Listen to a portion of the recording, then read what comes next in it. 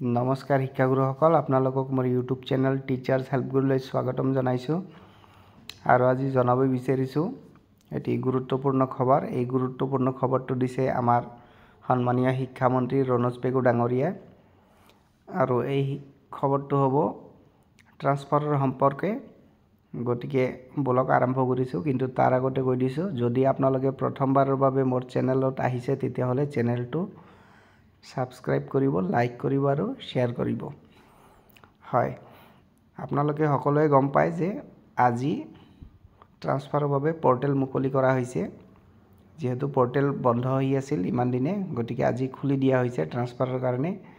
গতিকে যিসকল শিক্ষাগুৰুৱে SRDৰ জৰিয়তে নিয়মীয়া পদত নিযুক্তি লাভ কৰিছে তেওঁলোকে কিছু শংকিত হৈ আছিল আৰু তেওঁলোকৰ মনত কিছু প্ৰশ্ন আছিল যে যিহেতু তেওঁলোকৰ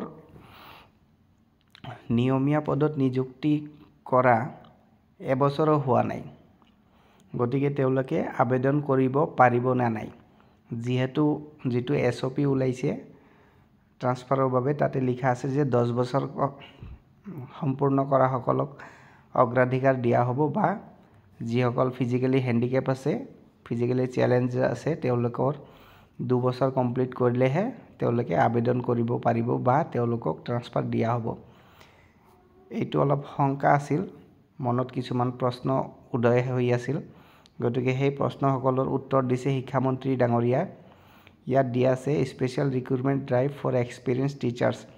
প্ৰথম পইণ্টটো আছে number 1 the service period of in service SSA and stateful contractual teachers shall continue to be considered for transfer purpose even after they are appointed under the special recruitment drive. হয়, তাৰমানে তেওঁলোকৰ যিটো চাকৰি কাল আছিল SSA আৰু state পুলৰ আণ্ডাৰত থাকোঁতে, অধীনত থাকোঁতে, সেই আগৰ যিটো জইনিং ডেট আছিল সেইটোৱে ধৰা হ'ব ট্ৰান্সফাৰৰ ক্ষেত্ৰত। তাৰপিছত 2 নম্বৰত দিয়া আছে we will make another drive next year for SSA and stateful contractual teachers who have not completed 5 years of service. 2 number পইণ্টত দিয়া আছে যে যিসকল শিক্ষাগুৰুৱে SSA আৰু ষ্টেট পুলৰ অধীনত চাকৰি কৰি আছে আৰু তেওঁলোকে 5 বছৰ সম্পূৰ্ণ কৰা নাই চাকৰি কালত, তেওঁলোকৰ বাবে অহা বছৰ আকৌ বিশেষ নিযুক্তি প্ৰক্ৰিয়া স্পেচিয়েল ৰিক্ৰুটমেণ্ট ড্ৰাইভ খুলি দিয়া হ'ব, যাৰ জৰিয়তে তেওঁলোকে নিয়মীয়া পদত আবেদন কৰিব পাৰিব আৰু নিয়মীয়া হ'ব পাৰিব। ইয়াত এটা কথা আছে যে ইয়াত দিয়া আছে SSA and stateful contractual teachers.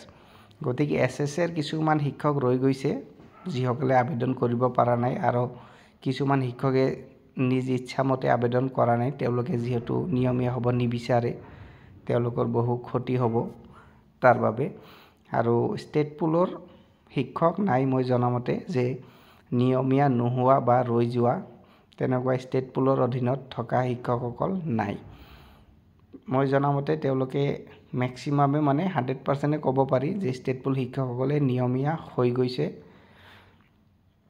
আৰু SSAৰ অধীনত কিছুমান শিক্ষক থাকিব পাৰে, তেওঁলোকে অহা বছৰ যদি ইচ্ছা কৰে যোগদান কৰিব পাৰিব নিয়মীয়া শিক্ষক হিচাপে। গতিকে চিন্তাৰ কোনো কাৰণ নাই, যে ইয়াতে দিয়াই আছে প্ৰথম পইণ্টত যে SRDৰ শিক্ষকসকলেও ট্ৰান্সফাৰত আবেদন কৰিব পাৰিব ট্ৰান্সফাৰৰ বাবে, যিহেতু তেওঁলোকৰ আগৰ ছাৰ্ভিচ পিৰিয়ডটোহে ধৰা হ'ব ট্ৰান্সফাৰৰ পাৰপছৰ কাৰণে। গতিকে ধন্যবাদ, আবেদন কৰক, সকলোৰে ট্ৰান্সফাৰ হওক, নিজ নিজ গৃহ জিলাত যাতে সকলোৱে যাব পাৰে তাকে কামনা কৰিলোঁ। Thank U.